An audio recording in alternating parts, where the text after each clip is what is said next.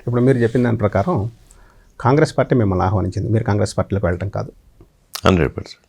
వారే మిమ్మల్ని కావాలని కోరారు. 100%. కోరినప్పుడు వాళ్ళ కోరికను మీరు మన్నించారు. అంతేనండి.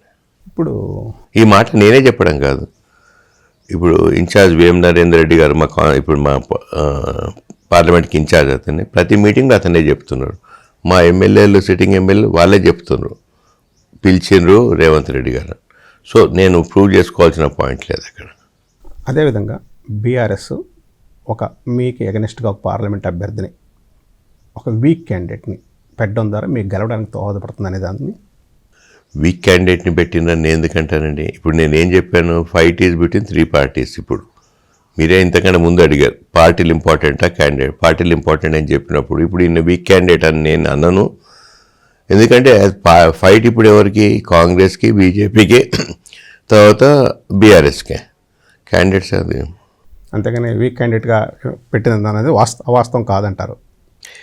వీక్ క్యాండిడేట్ పెట్టేందుకు ఏమైనా రీజన్ ఉండాలి కదండి వాళ్ళకి గెలిపించడానికి అవ్వచ్చు.